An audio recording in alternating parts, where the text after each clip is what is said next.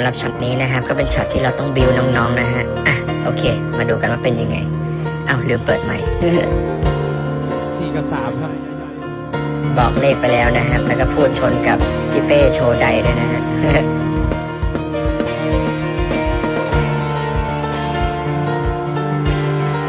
ได้เวลาบิวขึ้นครับไป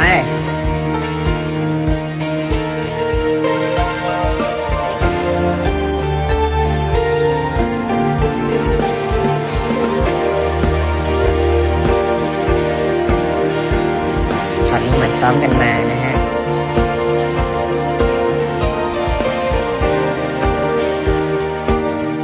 จะไป5ก็ได้ครับ5ครับ บอกหวยจะเป็นโนก็ได้ครับ ก็จบด้วยเป็นโนนะครับแบบว่า